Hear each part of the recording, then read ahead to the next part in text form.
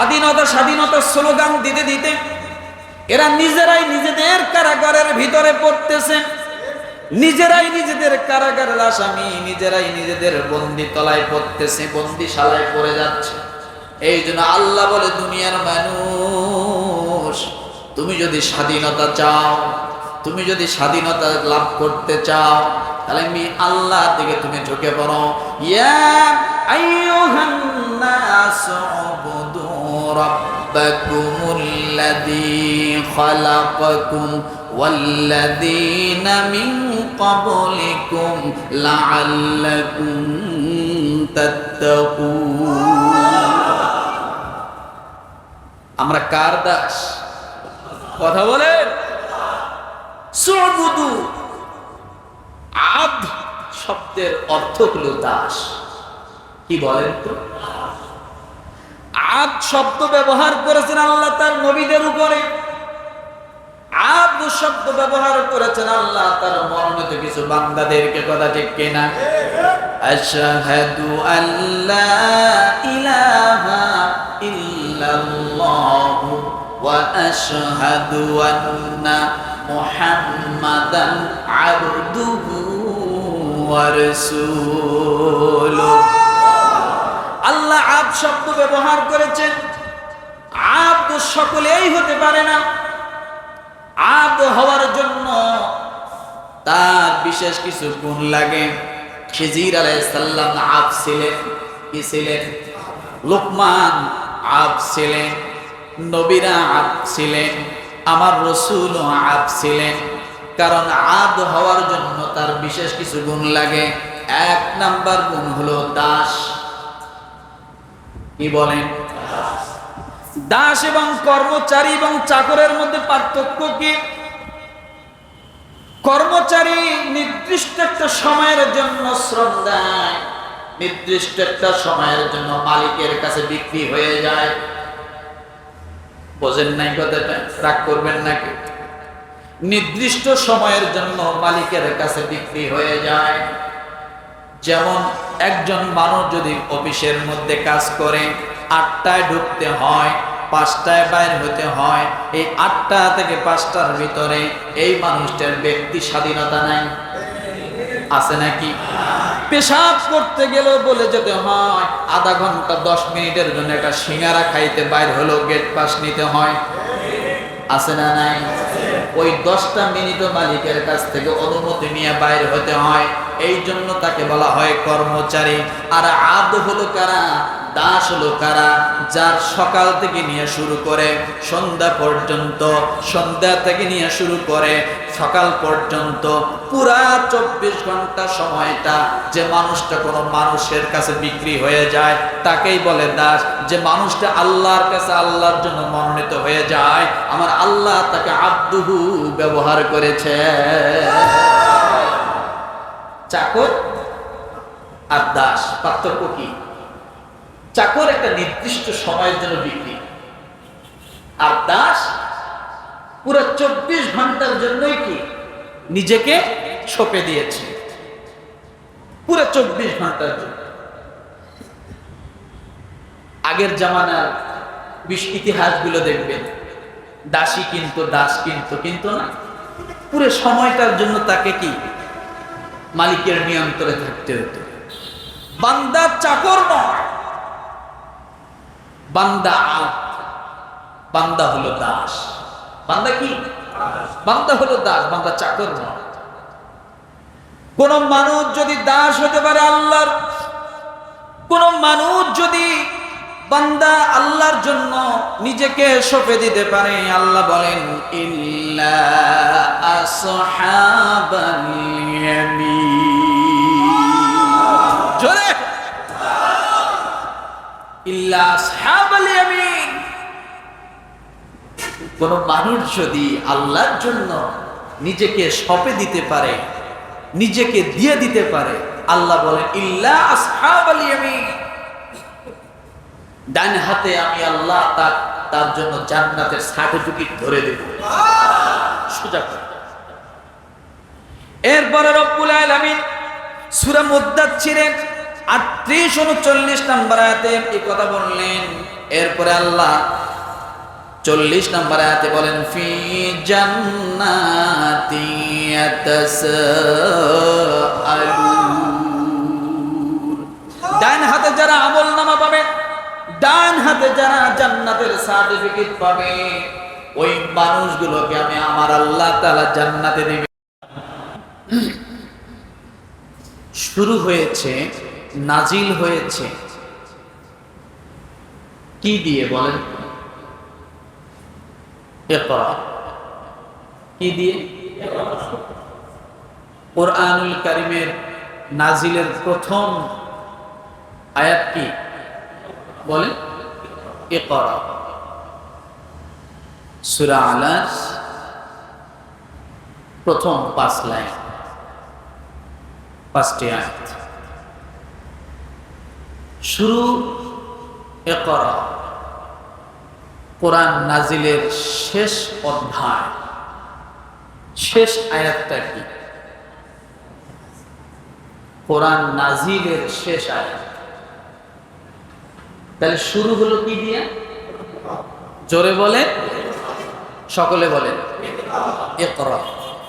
এটা দিয়ে কোরআন নাজিলের শুরু, প্রথম শুরু হয়েছে ইকরা দিয়ে, সূরা ফাতিহা দিয়ে না।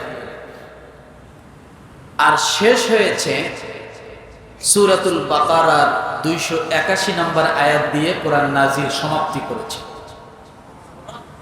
কোন সূরা? কত নম্বর আয়াত?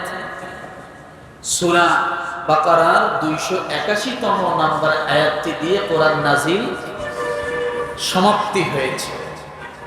এই আয়াতের পরে মুফাসসিরিনে কেরাম এবং সাহাবায়ে কেরামের উদ্ধৃতি দিয়ে বলেন, রাসূল সাল্লাল্লাহু আলাইহি সাল্লাম 9 দিন দুনিয়াতে ছিলেন।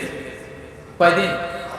এই আয়াতটি নাজিল শেষ হওয়ার 9 দিন পরে তিনি দুনিয়া থেকে স্থান পরিবর্তন করছেন। তাহলে শুরু আয়াতটা পাইলাম ইকরা, সূরা আলা প্রথম 5 লাইন, ইকরা বিসমি রাব্বিকাল্লাযী খালাক। আর শেষ করেছেন সূরা বাকারা 281 নম্বর। তাহলে আল্লাহ শুরুতেই বললেন পড়ো, আর শেষ কথাটা আল্লাহ কি বলে সমাপ্তি করলেন দুনিয়াবাসীর জন্য, এই জিনিসটা জানো। এক। দ্বিতীয় কথা হলো কুল্লু নাফসিন যায়িকাতুল মাউত। এই শব্দটা আপনারা কি জানেন? কুল্লু নাফসিন, জোরে বলেন, যায়িকাতুল মাউত অর্থ কি?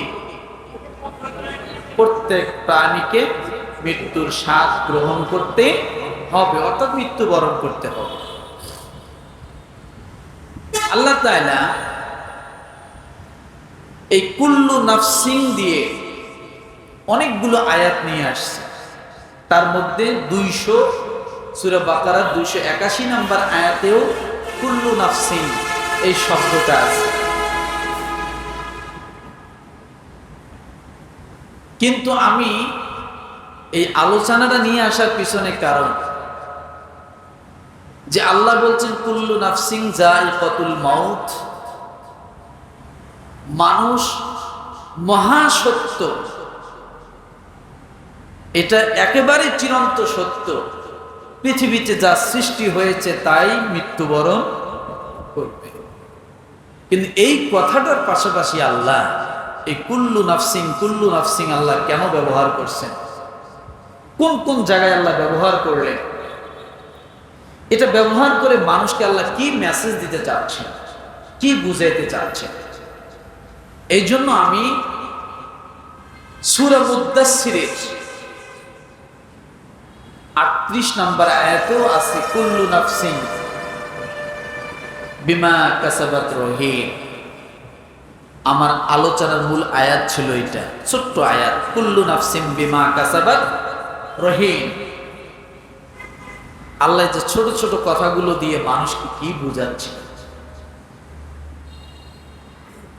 এই আয়াতের আলোকে আজকে আলোচনার বিষয় হলো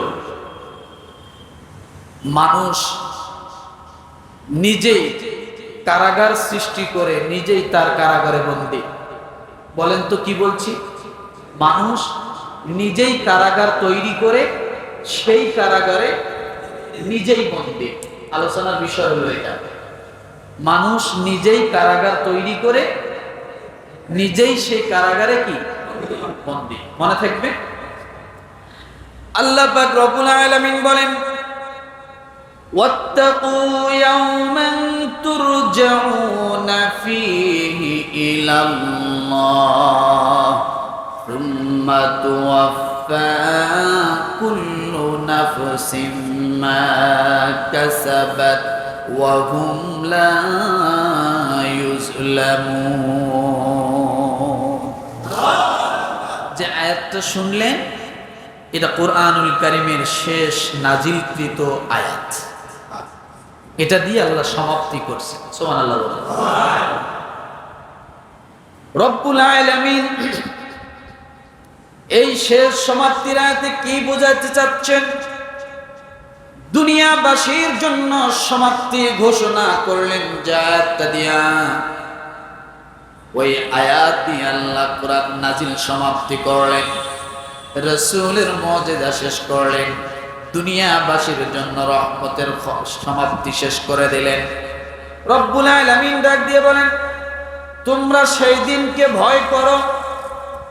এক নম্বর এই আয়াতের প্রথম আলোকের কথা হলো তোমরা সেই দিনটাকে ভয় করো। ওয়াত্তাকু ইয়াওমান তুরজাউনা ফীহি ইলাল্লাহ। আল্লাহ এখানে বললেন না যে আমাকে ভয় করো। কোন দিনটাকে ভয় করতে বলছে? কিয়ামতের দিন। বলেন, জবান খোলেন, কিয়ামতের দিন।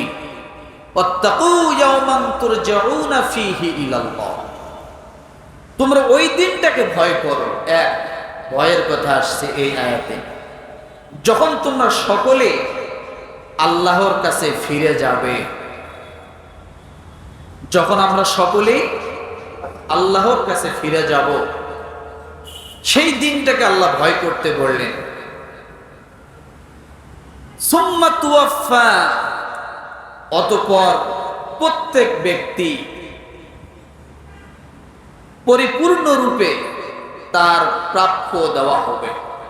প্রত্যেক ব্যক্তিকে পরিপূর্ণভাবে তার প্রাপ্য কি হবে? দেওয়া হবে। ওয়াহুম লা ইউজলামুন, আর তাদের প্রতি কোনো জুলুম করা হবে না। আল্লাহ আমাদেরকে কি দিবেন? এক, কিয়ামতের ময়দানে ভয় করতে বললেন। দুই, এরপর আল্লাহ বলেন যে কারো প্রতি জুলুম করা হবে না। যে যতটুকু প্রাপ্য আল্লাহ তাকে ততটুকুই দিবেন। কেউ কমও পাবে না, কেউ বেশিও পাবে না। কিন্তু বড় সমস্যা হলো, আজকে আমরা স্বাধীনতার নামে যা করি, আসলেই কি বাস্তবে মানুষ স্বাধীন? বলেন তো, মানুষ স্বাধীন? মানুষ স্বাধীন না। মুসলিম শব্দের অর্থ কি? আত্মসমর্পণ, নাকি? আত্মসমর্পণকারী। মুসলিম শব্দের অর্থ যদি আত্মসমর্পণকারী হয়, একজন মানুষ যখন দুনিয়ার আদালতে আত্মসমর্পণ করে, তখন তার নিজের বলতে কি আর কিছু থাকে? কথা বোঝেন নাই মনে হয়? একজন মানুষ যখন আত্মসমর্পণ করে আদালতে, তখন তার নিজের বলতে আর কিছু থাকে? থাকে না। তখন সে আদালতের যখন দ্বারস্থ হয়, সমর্পণ করে নিজেকে, আদালত যা রায় দেয় তাকে মেনে নিতে হয়। আমার ভাইরা, এই কথা কেন বললাম? রব্বুল আলামিন আরেক জায়গায় বলেন, ইয়া আইয়ুহান নাসু দুরিবা মাসালুন فاستمعوا له إن الذين تدعون من دون الله لن يخلقوا ذبابا ولو اجتمعوا له وإن يسلبهم الذباب شيئا لا يستنقذوه منه ضعف الطالب والمطلوب এটা একটা বিস্ময়কর আয়াত সূরা আওয়াজের 73 নম্বর আয়াত। কত নম্বর? 73 নম্বর আয়াত। আল্লাহ বলেন ইয়া আইয়ুহান নাস, হে মানব সকল, দুরিবা মাসাল ফাস্তামিউ লা, আমি তোমাদেরকে কিছু মেসাল, কিছু উপমা দেই, তোমরা খুব মনোযোগ সহকারে শোনো। কে বলছে কথা? আল্লাহ। আমি তোমাদেরকে কিছু মেসাল দেই, কিছু যুক্তি দেই, কিছু উদাহরণ দেই, তোমরা সেগুলোকে খুব মনোযোগ সহকারে শোনো। কি সেটা?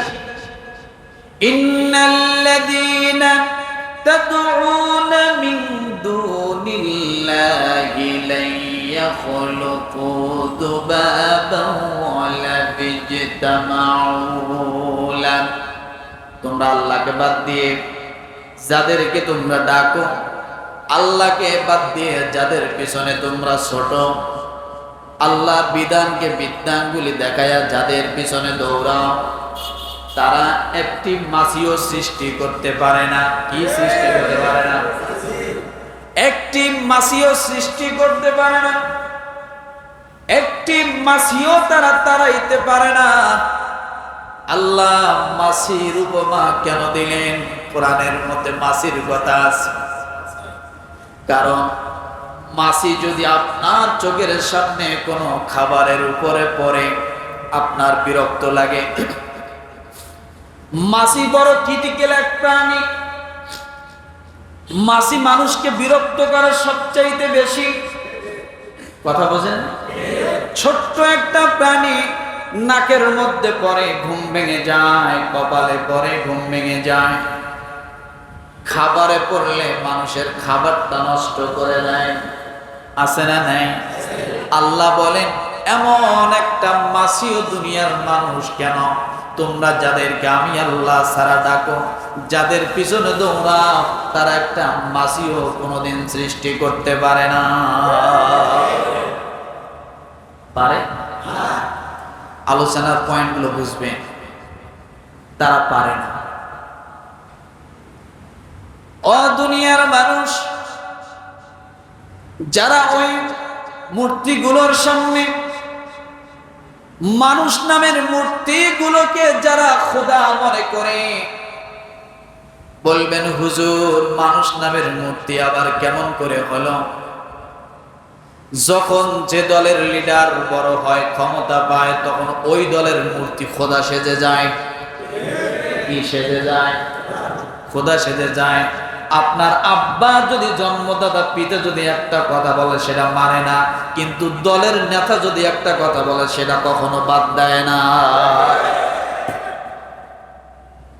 বাপের থেকে নেতা বড় আছে না? কথা বলে বাপের থেকে নেতা বড়। আল্লাহ এই জন্য বললেন তোমরা আমি আল্লাহকে বাদ দিয়ে যাদের পিছনে দৌড়াও, তারা একটা মাছি সৃষ্টি করতে পারে না।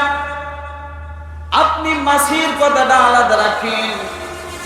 আল্লাহ বলেন হাদা খালকুল্লাহ, সূরা লোকমান। আল্লাহ বলেন হাদা খালকুল্লাহ ফাআরুনি মাযা খালাকাল্লাযীনা মিন দুনি। দুনিয়ার মানুষ অসংখ্য চাউল খাও, বস্তা বস্তা চাউল কিনে নিয়ে এসে রান্না করে খাও, চিকন চিকন চাউলগুলো, দামি দামি চাউলগুলো এনে খাও। ও দুনিয়ার মানুষ, এক মুঠো ভাত যখন খাও তোমার গণনায় নাই এক মুষ্টি ভাতের মধ্যে কতগুলো চাউলের প্রয়োজন আছে নাকি? কোনদিন গণলেন না? এক পোয়া চাউল কয়টা চাউল? এক পোয়া হয়। 100 গ্রাম চাউল, 100 গ্রামে কয়টা চাউল হয়, 50 গ্রামে কয়টা চাউল হয় কোনোদিন গড়লেন না। যদি আপনি একজন মাঠের কৃষক হন, ক্ষেত খামারের শ্রমিক মানুষ হন, আপনার গায়ের যদি ঘাম ঝরানো শ্রম আপনি করেন, এক গামলা ভাত খান, ইলিশ মাছের ঝোল লাগে না, ট্যাংরা মাছের ঝোল লাগে না, দামি দামি মাছ লাগে না, মাত্র 2টা শুকনা মরিচ অথবা কাঁচা মরিচ দিয়া, লবণ দিয়া আপনি এক গামলা ভাত এক চুটকিতে খায়া যান, কোনো হিসাব না আছে। স্বামী গেছে খেতে কাজ করতে, কালকে বাজার করতে পারে নাই, বউ চিন্তায় পড়ে গেছে, কালকে বাজার করলো না, আজকে ভাত কি দিয়ে নিয়ে যাবে।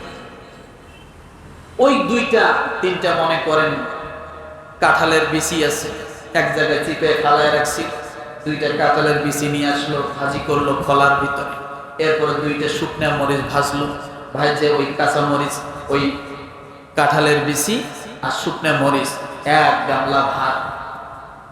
মেলামাইনের প্লেটে কথা বলে, যারা ক্ষেত খামারে কাজ করে মেলামাইনের প্লেটে ভাত নিয়ে যায়, কিসে নিয়ে যায়? গামলায় নিয়ে যায়।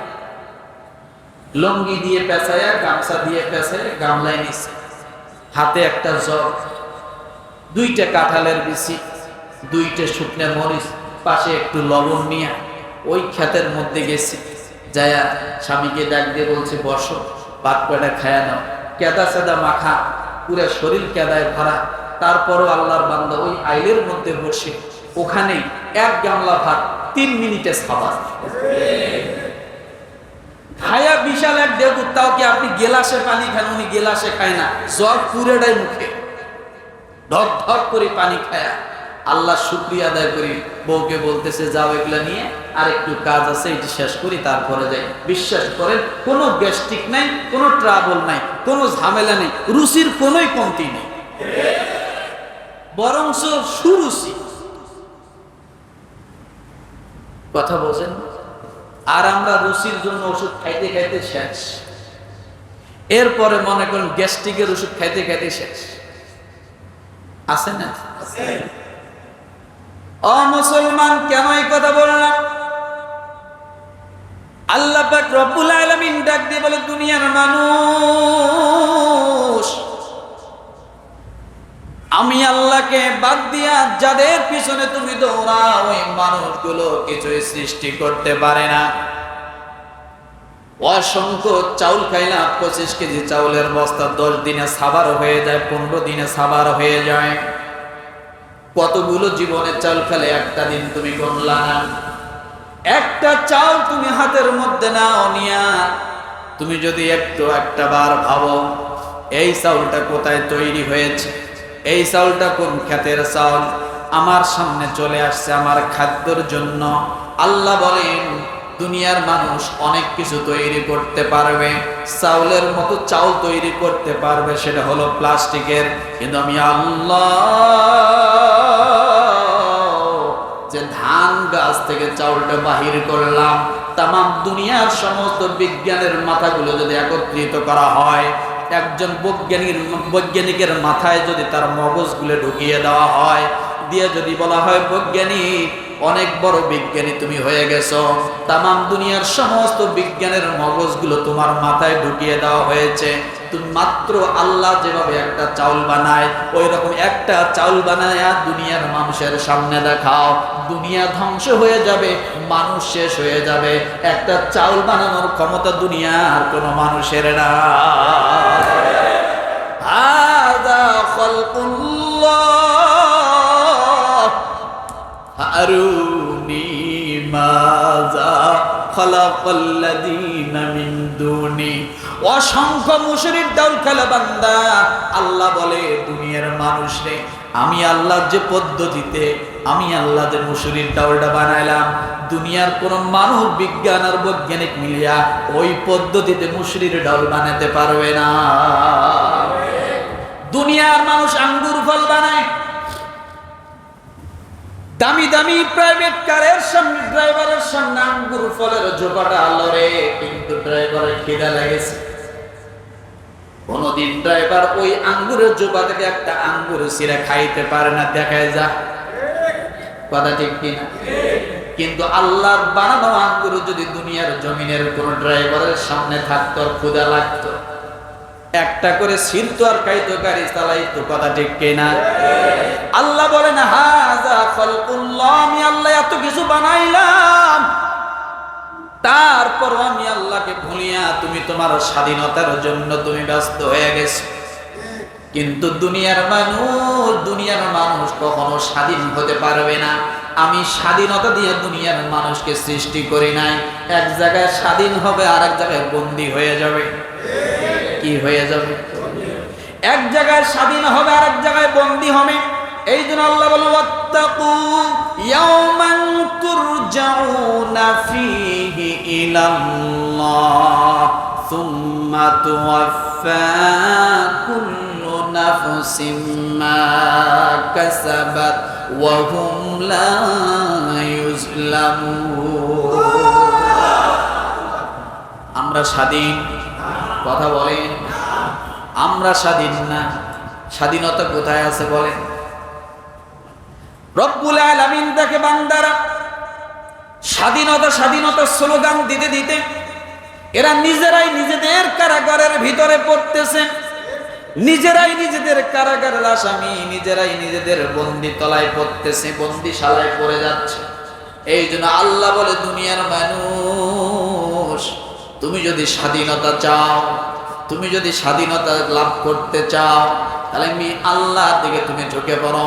ইয়া আইয়ুহান নাসু উবুদু রাব্বাকুমুল্লাযী খালাকাকুম ওয়াল্লাযীনা মিন ক্বাবলিকুম লাআল্লাকুম তাত্তাকুন। আমরা কার দাস? কথা বলেন। সুবুদু, আব্দ শব্দের অর্থ হলো দাস। কি বলেন তো? আব্দ শব্দ ব্যবহার করেছেন আল্লাহ তার নবীদের উপরে, আব্দ শব্দ ব্যবহার করেছেন আল্লাহ তার মনোনীত কিছু বান্দাদেরকে। কথা ঠিক কিনা? আশহাদু আল্লা ইলাহা ইল্লাল্লাহ ওয়া আশহাদু আন্না মুহাম্মাদান আবদুহু ওয়া রাসূলুহু। আল্লাহ আব্দ শব্দ ব্যবহার করেছেন। আব্দ সকলেই হতে পারে না। আব্দ হওয়ার জন্য তার বিশেষ কিছু গুণ লাগে। খিজির আলাইহিস সালাম আব্দ ছিলেন। কি ছিলেন? লোকমান আব্দ ছিলেন, নবীরা আব্দ ছিলেন, আমার রাসূলও আব্দ ছিলেন। কারণ আব্দ হওয়ার জন্য তার বিশেষ কিছু গুণ লাগে। এক নাম্বার গুণ হলো দাস। কি বলেন? দাস এবং কর্মচারী এবং চাকরের মধ্যে পার্থক্য কি? কর্মচারী নির্দিষ্ট একটা সময়ের জন্য শ্রম দেয়, নির্দিষ্ট একটা সময়ের জন্য মালিকের কাছে বিক্রি হয়ে যায়। বোঝেন নাই কথাটা? রাগ করবেন নাকি? নির্দিষ্ট সময়ের জন্য মালিকের কাছে বিক্রি হয়ে যায়। যেমন একজন মানুষ যদি অফিসের মধ্যে কাজ করে, 8টায় ঢুকতে হয়, 5টায় বাইর হতে হয়, এই 8টা থেকে 5টার ভিতরে এই মানুষটার ব্যক্তি স্বাধীনতা নাই? আছে নাকি? পেশাব করতে গেলেও বলে যেতে হয়, আধা ঘন্টা 10 মিনিটের জন্য একটা সিঙ্গারা খাইতে বাইর হলো গেট পাস নিতে হয়। আছে না নাই? ওই 10টা মিনিটও মালিকের কাছ থেকে অনুমতি নিয়ে বাইর হতে হয়। এই জন্য তাকে বলা হয় কর্মচারী। আর আব্দ হলো কারা? দাস হলো কারা? যার সকাল থেকে নিয়ে শুরু করে সন্ধ্যা পর্যন্ত, সন্ধ্যা থেকে নিয়ে শুরু করে সকাল পর্যন্ত পুরা 24 ঘন্টা সময়টা যে মানুষটা কোনো মানুষের কাছে বিক্রি হয়ে যায় তাকেই বলে দাস। যে মানুষটা আল্লাহর কাছে আল্লাহর জন্য মনোনীত হয়ে যায়, আমার আল্লাহ তাকে আব্দুহু ব্যবহার করেছে। চাকর আর দাস পার্থক্য কি? চাকর একটা নির্দিষ্ট সময়ের জন্য বিক্রি, আর দাস পুরো 24 ঘন্টার জন্যই কি নিজেকে সঁপে দিয়েছে, পুরো 24 ঘন্টার জন্য। আগের জামানার ইতিহাসগুলো দেখবেন, দাসী কিন্তু দাস কিন্তু না, পুরো সময়টার জন্য তাকে কি মালিকের নিয়ন্ত্রণে থাকতে হতো। বান্দা চাকর নয়, বান্দা বান্দা হলো দাস। বান্দা কি?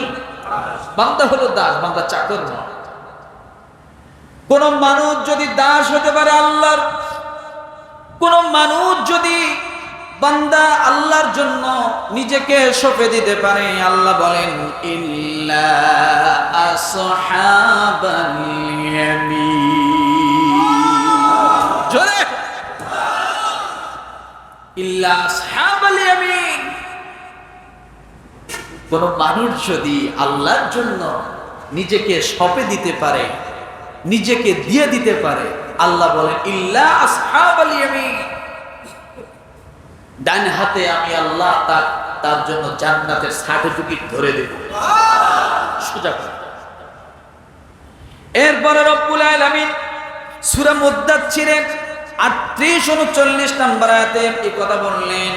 এরপরে আল্লাহ 40 নম্বর আয়াতে বলেন ফি জান্নাতি ইয়াতাসাআলুন। ডান হাতে যারা আমলনামা পাবে, ডান হাতে যারা জান্নাতের সার্টিফিকেট পাবে, ওই মানুষগুলোকে আমি আমার আল্লাহ তাআলা জান্নাতে দিবে। কিসে দিবে? ওই মানুষগুলোকে আমার আল্লাহ তাআলা জান্নাতে দিবে। কিন্তু এই মানুষগুলো যখন জান্নাতে যাবে, জান্নাতটা হবে গ্লাস সিস্টেম। জান্নাত থেকে মানুষগুলো দেখতে পাবে জাহান্নামীদের আযাব। কি দেখতে পাবে? জাহান্নামীদের আযাব দেখতে পাবে। দেখে তারা বলবে ফি জান্নাতি ইয়াতাসাইলুন। তারা জান্নাত থেকে জিজ্ঞাসা করবে এই মানুষগুলো কেমন করে জাহান্নামের কাছে আসলো, এই মানুষগুলো কেমন করে জাহান্নামী হয়ে গেল, এই মানুষগুলো কেমন করে জাহান্নামের দিকে রওনা হলো। তারা এই কথা যখন বলবে, অপরাধীদের সম্পর্কে বলবে আনিল মুজরিমিন। তাদের কি খবর? তারা কেমন করে জাহান্নামে গেল? কোন কারণে? তাদের কাজ কি ছিল? কি অপরাধ ছিল তাদের, যে অপরাধের কারণে তারা জাহান্নামে গেল? এই প্রশ্ন কারা করবে বলেন তো? কারা করবে? জান্নাতীরা। তারা এই প্রশ্ন করবে। এই প্রশ্ন যখন করবে, এবার জাহান্নামীরা বলবে মা সালাকাকুম ফি সাফার। মা সালাকাকুম ফি সাফার। কোন জিনিস তোমাদেরকে জাহান্নামে দাখিল করেছে বলো? তাদের প্রশ্নে এইটাই আসবে যে কোন কারণে তোমরা জাহান্নামে দাবিত হলে? তখন তারা বলবে ক্বালু লাম নাকু মিনাল মুসাল্লিন। তারা বলবে আমরা নামাজীদের অন্তর্ভুক্ত ছিলাম না। কিসের অন্তর্ভুক্ত ছিলাম না? নামাজীদের অন্তর্ভুক্ত ছিলাম না। ওয়ালাম নাকু নুতঈমুল মিসকিন। আমরা মিসকিনদেরকে খাবার দিতাম না। কয়টা জিনিস? নামাজ পড়তাম না, মিসকিনদেরকে খাবার দিতাম না, ওয়া কুন্না নাখুদু মাআল খাইদিন। আর যারা অহেতুক কথাবার্তা বলতো আমরা তাদের সঙ্গে চলতাম, মিথ্যা কথা বলতো তাদেরকে বন্ধু বানাতাম। বড় বড় মাইক নিয়ে সামনে বিশাল বড় বড় স্টেজ তৈরি করে গীবতের ফুলঝুরি ঝাড়তো, আমরা সেই দল করতাম। গীবত ছাড়া কোনো জনসভা নাই, আছে নাকি? গীবত ছাড়া কোনো জনসভা নাই। ওয়া কুন্না নাখুদু মাআল খাইদিন। যারা অহেতুক কথা বলতো, অহেতুক সময় নষ্ট করত, আমরা ওই লোকগুলোর সাথেই চলতাম। এরকম সমাজে আছে? নাই মনে হয়। আছে? আপনি চিন্তা করেন গভীরভাবে,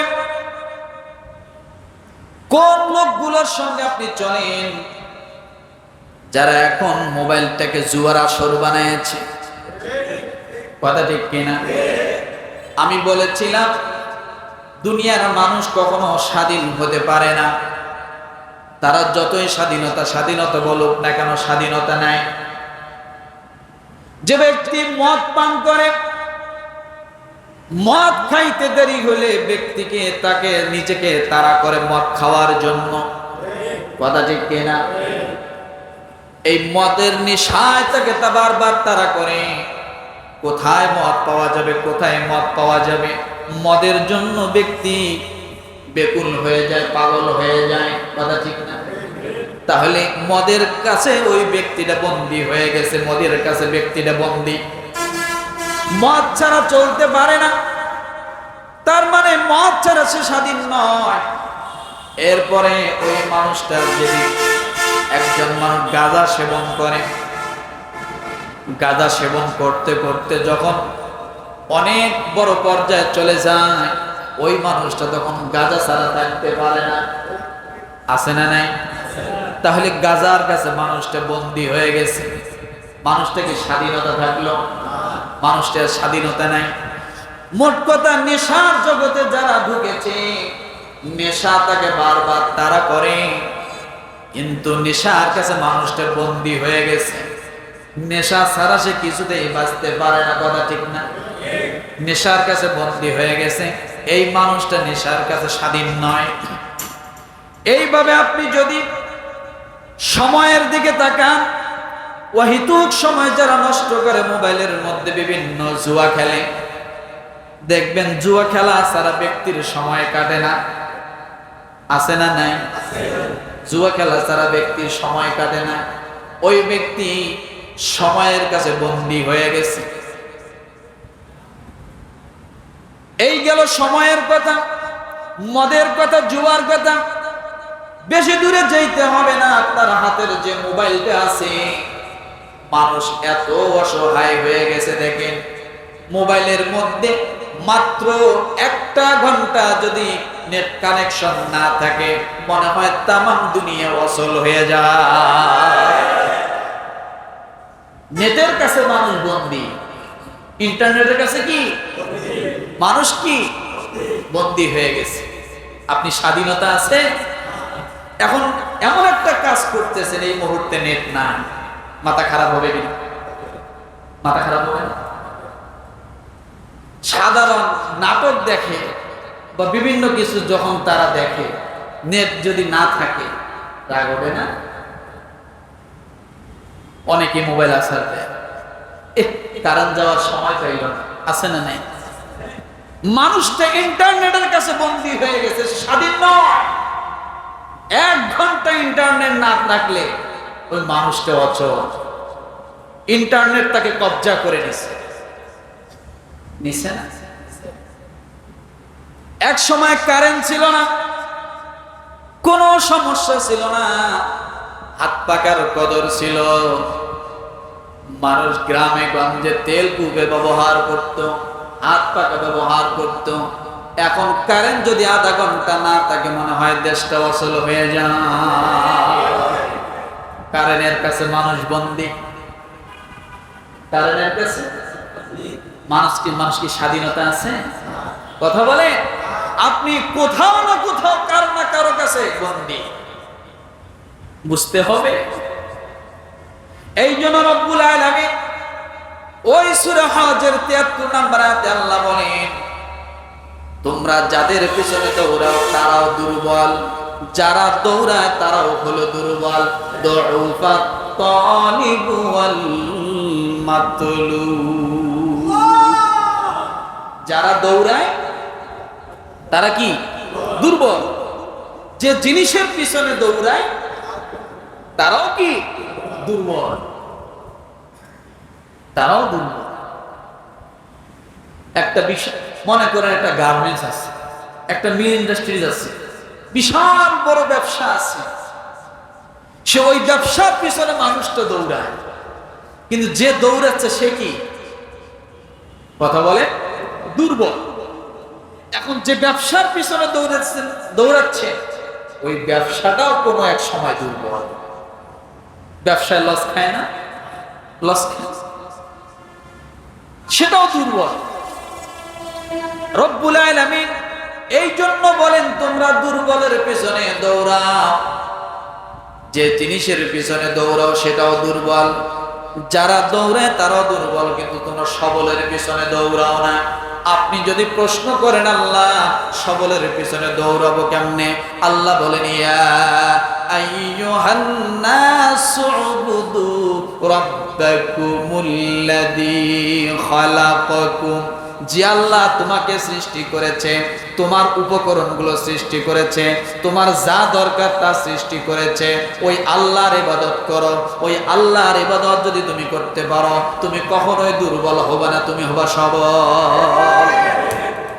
তুমি কি? তুমি হবা সবল। আল্লাহ পথ দেখায় দিচ্ছে আপনাকে, আপনার কারাগার থেকে আল্লাহ আপনাকে উঠাইতে চাচ্ছে। বর্তমান মানুষ এতটাই বন্দী এই একটা মোবাইল, চিন্তা করে এইটার যে মূল্য, একটা মানুষের জীবনের এই মূল্য এখন আর না। কথাটা অন্যভাবে নেবেন না, বোঝার জন্য বলছি। এই মোবাইলটার যে মূল্য এখন একটা জীবনের মূল্য এরকমটা নাই। কেন জানেন? ওই যে বলছি আমার নিজের কারাগারে আমি নিজেই বন্দী। এই যে কয়েকদিন আগে ভোলা জেলার একটা ঘটনা খেয়াল করে দেখেন, পেপার পত্রিকা মোবাইলে হয়তো পাইছেন, সন্তান হয়ে বাবাকে খুন করেছে। খুনের পিছনের কারণ হলো বাবার কাছে মোবাইল কিনে চায়, মোবাইল চালাইতে দেয় না বাবা। এই মোবাইল চালাতে না দেওয়ার কারণে বাবার জীবন দিতে হলো সন্তানের কাছে। কার কাছে? এরকম হাজার হাজার ঘটনা হচ্ছে দুনিয়ার জমিনে। একটা মোবাইল কিনে চাইছে, মোবাইল কিনে দেয় নাই, মাকে ছুরিকাঘাত করছে। কিছুদিন আগের আর একটা ঘটনা, মোবাইল কিনে চাইছে ৩,০০০ টাকা দিয়ে একটা সাইকেল কিনবে, সাইকেলের টাকা খালার কাছে চাইছে, দিতে চায় নাই, দুইজন খালাকেই ছুরিকাঘাত করেছে। এই যে দুনিয়ার জমিনে মানুষ আস্তে আস্তে বন্দির দিকে যাচ্ছে। হয়তো বাবা সন্তানের কাছে বন্দি আছে না নাই? জীবন শেষ হয়ে যাচ্ছে। ও দুনিয়ার মুসলমান, আল্লাহ তাআলা ডাক দিয়ে বলে দুনিয়ার মানুষ, তোমরা যদি এই মোবাইলের পিছনে না দৌড়ায়া আমি আল্লাহর দিকে তোমরা দৌড়াও, মোবাইলের পিছনে সময় নষ্ট না করে তোমরা যদি আমি আল্লাহর দিকে তোমরা সময়টা ব্যয় করো, আমি আল্লাহ তোমাদেরকে দুনিয়ার মধ্যে শান্তি দিব, আখিরাতে আমি আল্লাহ তোমাদের জন্য শান্তির ব্যবস্থা করে দিয়েছি। ওয়াল্লাহ আসর ইন্নাল ইনসানা লাফি খুসর। সময়ের কসম। কিসের কসম?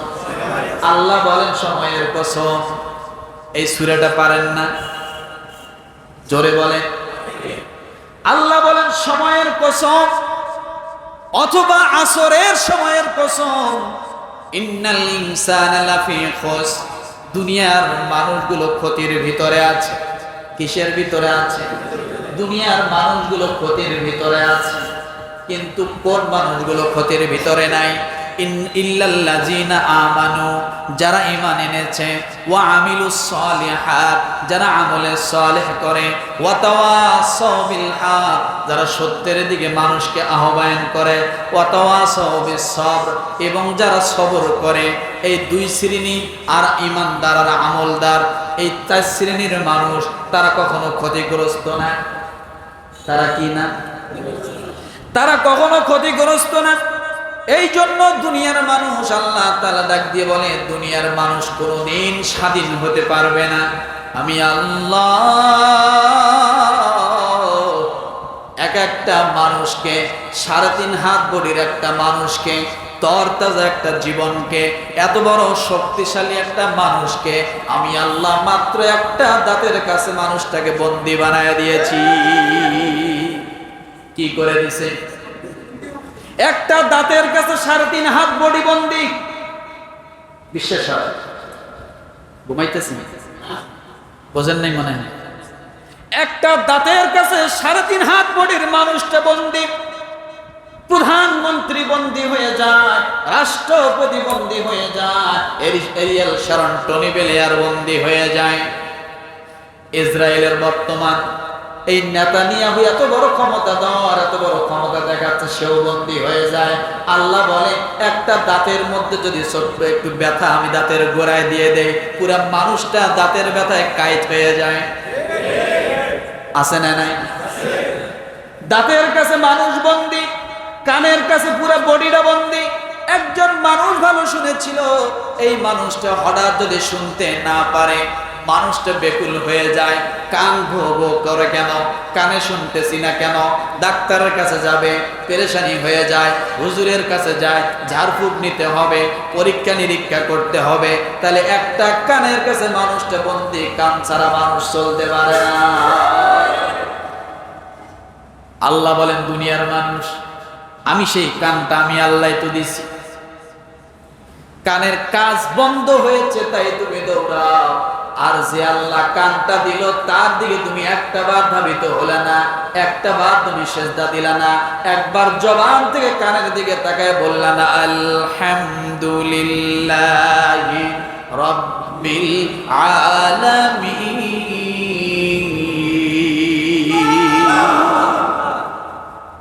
কানের কাছে মানুষটা বন্দী কিনা বলেন? চোখের কাছে মানুষ বন্দী।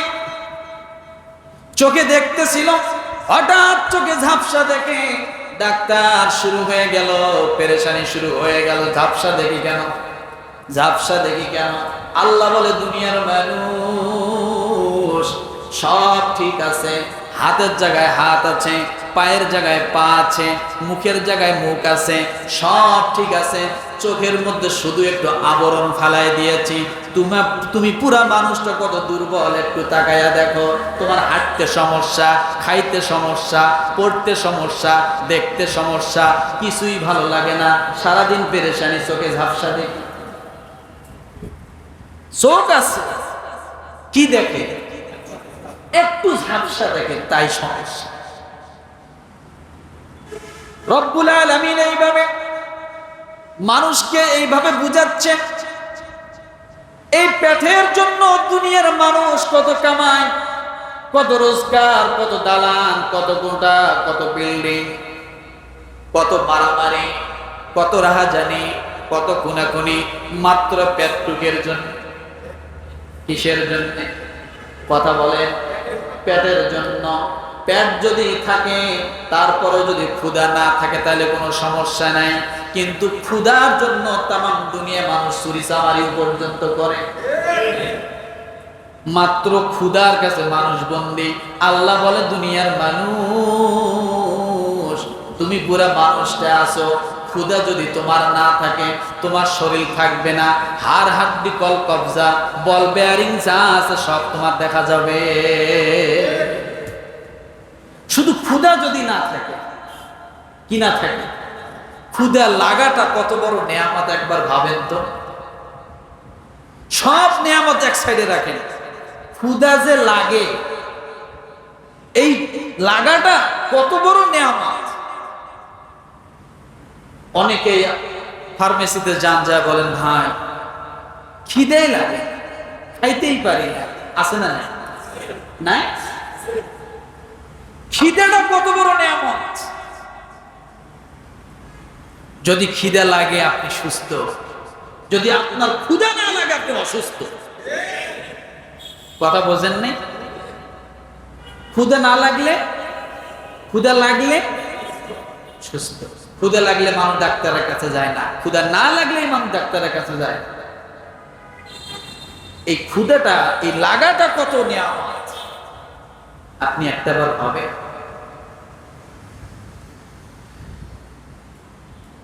এই দুনিয়ার সবকিছু ভোগ বিলাসিতার ভিতরে মানুষ বন্দী হয়ে গেছে। এইভাবে আপনি একটার পর একটা যদি তাকান, মানুষ স্বাধীন নাই।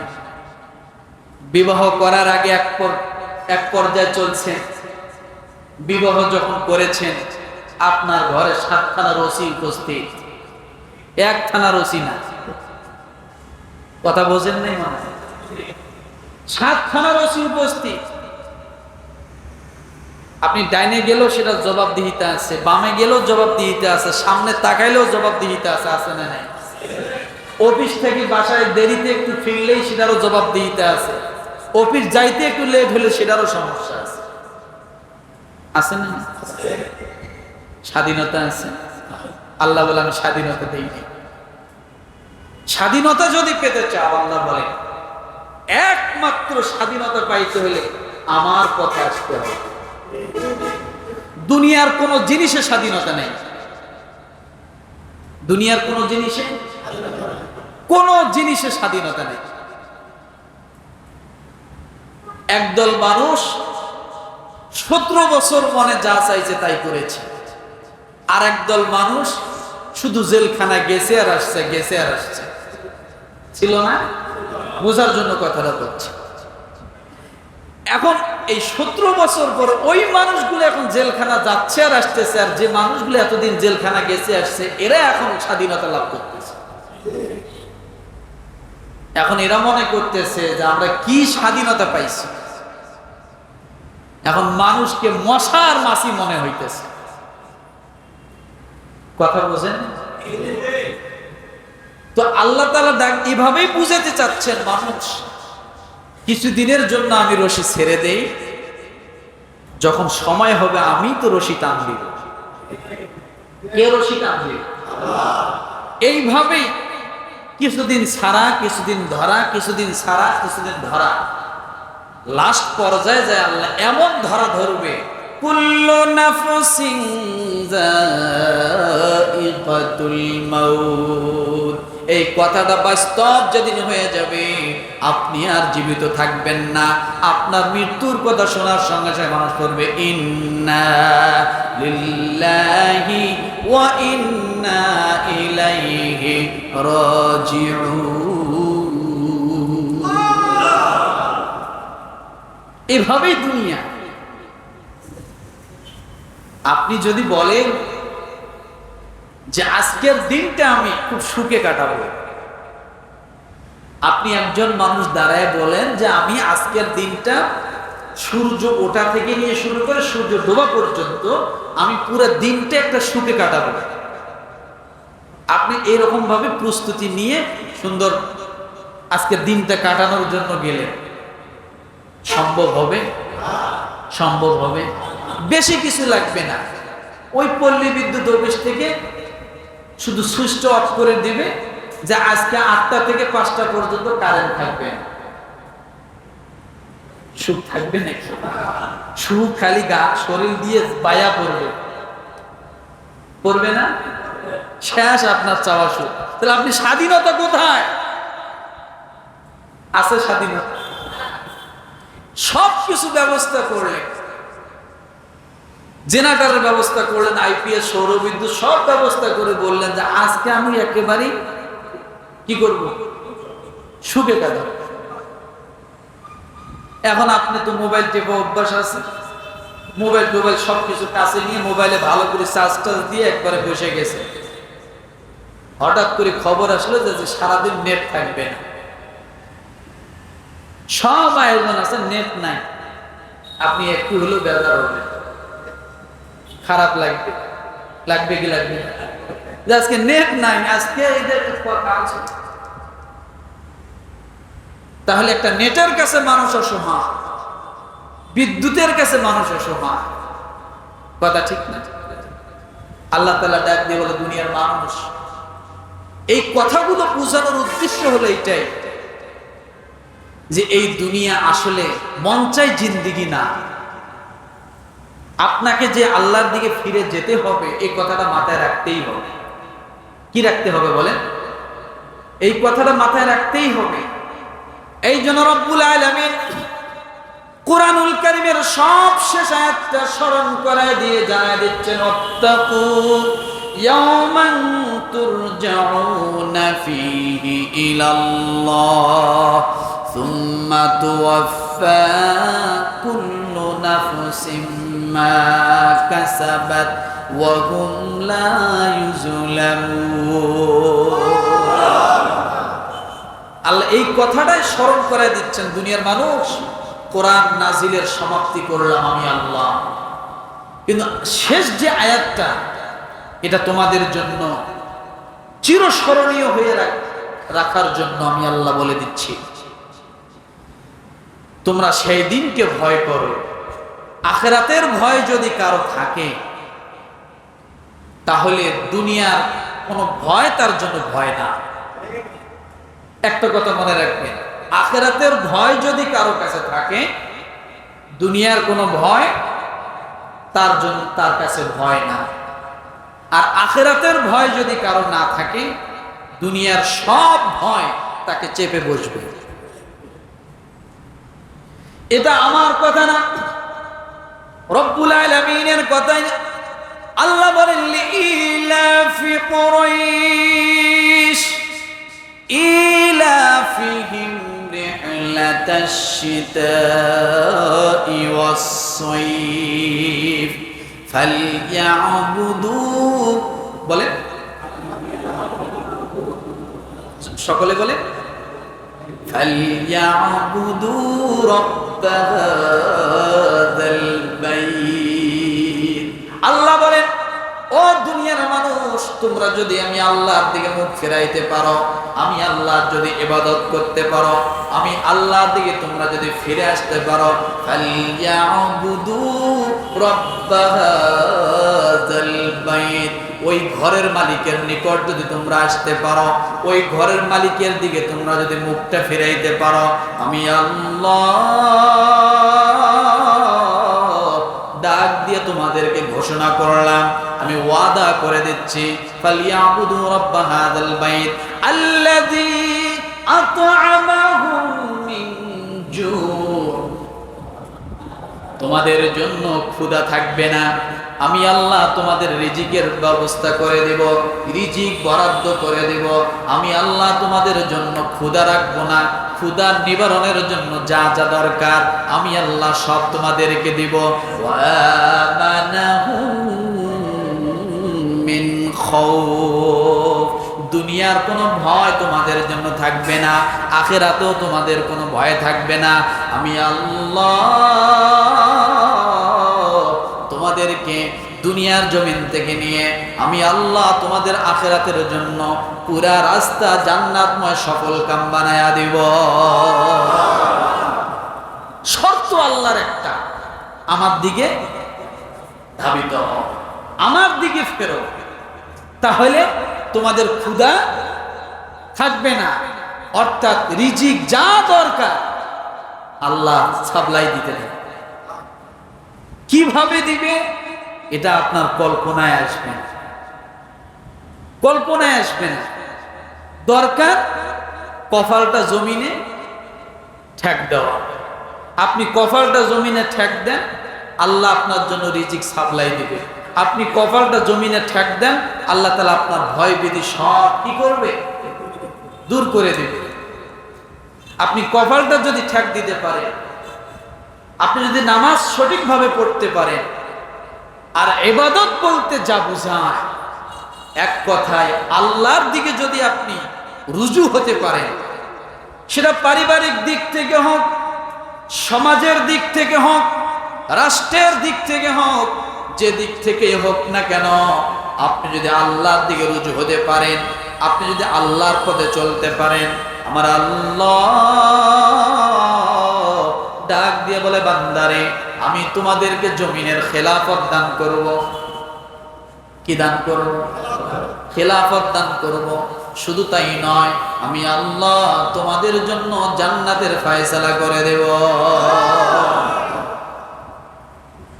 وعد الله الذين آمنوا منكم وعملوا الصالحات لا يستخلفنهم في الأرض كما استخلف الذين من دونه। আল্লাহ বলেন, দুনিয়ার মানুষ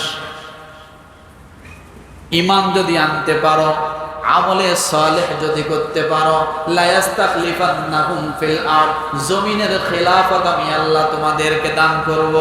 আর যদি ঈমান আনার পরেও ঈমানদার দাবি করো, এরপরে যদি আমলে সালেহ না করেও একখান টুপি মাথায় দিয়ে শুধু মিলাদ করিয়ে নিজেকে আমলে সালেহ দান মনে করো, আমি আল্লাহ ওই যে জালেম সরকার যা ছিল যখন যে সময় ছিল, তার থেকে দিন যত যাবে আরো জালেম সরকার তোমাদের উপরে চাপিয়ে বসবে। কার কথা বানায় বললাম? না, বানায় বলি। ওয়াদাল্লাহুল্লাযীনা আমানু মিনকুম, আল্লাহ বলেন ঈমানদারদের জন্য আমি আল্লাহর ওয়াদা। তারা যদি দুইটা কাজ করে, কয়টা? ঈমান আনবে, আমলে সালেহ করবে, লা ইস্তাখলিফান্নাহুম ফিল আরদ, জমিনের খেলাফত আমি আল্লাহ তাদেরকে দান করব। আর যদি তারা এই দুই কাজ না করে, তাহলে ফেরাউনের মতো আবার আরো বড় ফেরাউন হয়ে আসবে। তাহলে মাথায় রাখতে হবে এই দুই কাজ, ঈমান, আমল। এখন ঈমান কি আর আমল কি? আমল হলো জিলাপি খাওয়া, মিলাদ করা, এইটুকুই আমল। এমন সপ্তাহে একদিন টুপি মাথায় দিয়ে নামাজে আসা, এই আমল নাকি? তারপরে মনে করেন রাষ্ট্রীয় ব্যবস্থায় তাগুতের সমস্ত আইন চলবে, আল্লাহর আইন একবারে সুন্দর করে কাভারেজ ভরাইয়া তাকিয়ার মধ্যে রেখে দিবেন, আইন ওখানে পড়ে থাকবে, এই আমল না। একেবারে সংসদ থেকে শুরু করে আপনার পরিবার পর্যন্ত, পরিবার থেকে নিয়ে আপনি ব্যক্তি পর্যন্ত, যেখানে যা যতটুকু দরকার সব আমল। সব করার নাম কি? আল্লাহর উদ্দেশ্যে করার নাম কি? আমল। যদি এটা আপনার ভিতরে থাকে, আল্লাহর ওয়াদা, আল্লাহর ওয়াদা আমি তাদেরকে জমিনের খেলাফত দান করব। আর যদি সেটা বিশ্বাস না হয়, তাহলে আপনি একটু আফগানিস্তানের দিকে তাকাবেন। শুধু থিওরিটা নেওয়ার জন্য, বুঝটা নেওয়ার জন্য, তাদের কার্যক্রমের কথা আমি বলছি না। আমি বলছি যে আমেরিকার মতো এত বড় শক্তি, তারা পলায়ন করতে বাধ্য হয়েছে। আমল কম ছিল তাই? খালি মিলাদ করতো তাই না, সর্ব অবস্থায় আল্লাহর বিধানটাকে, আল্লাহ যেমন বড়, তার বিধানটাকে সব জায়গায় বড় করে তোলার জন্য আল্লাহ তাআলা এত বড় শক্তি তাদেরকে দিয়েছে। আমেরিকা পরাজয় হয়েছে, হয় না? হয় না? এটা বাস্তব একটা বুঝাইলাম। তা আজকে যদি আপনি সত্যিকার ঈমানদার আর আমলদার হতে পারে, জিলেবি খাওয়া শুধু মুসলমান না, শুধু মিলাদ করার নাম মুসলমান না। ভোটের সময় আপনি তাগুতকে ভোট দিবেন, আর সারাদিন আসি দোয়া করবেন, হুজুর দোয়া করেন আল্লাহ যেন আমাকে জান্নাত দেয়।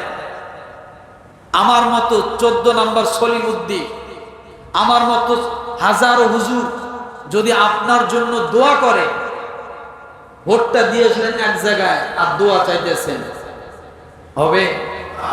হবে? তেঁতুল গাছে খেজুর রস চাইলে হয়? কথা বলে? গাললেন তেঁতুল গাছ, কলসি নিয়ে তেঁতুল গাছের উপরে উঠছেন রস নেওয়ার জন্য, হবে? হবে। খুব গভীর খেয়াল করতে হবে এই জিনিসগুলো।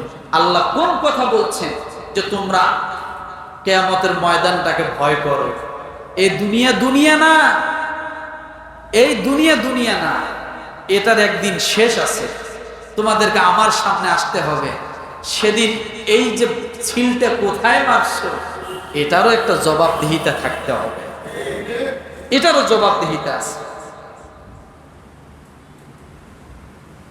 এটারও জবাবদিহিতা আছে। আমার ভাইরা, তাহলে আমরা এই আয়াতের আলোকে, সূরা বাকারা 281 নম্বর আয়াতের আলোকে আমরা নিজেদেরকে আখিরাতমুখী করতে পারি কিনা? কথা বলে, আখিরাতমুখী করতে পারি? কারণ মরতে তো একদিন হবে। আমরা এখন থেকে সে আখিরাতমুখী হওয়ার জন্য প্রস্তুতি নিব। রাজি আছি ইনশাআল্লাহ? আল্লাহ তাআলা আমাদের সকলকে আমাদের সমস্ত কাজ এবং কর্মগুলোকে, সমস্ত সময়গুলোকে সেটা যেন আমরা আল্লাহকে রাজি খুশি করার জন্যই করতে পারি। আল্লাহ তাআলা সে তৌফিক আমাদেরকে দান করুক। আমিন। ওয়া আখির দাওয়ানা আনিল হামদুলিল্লাহি রাব্বিল আলামিন।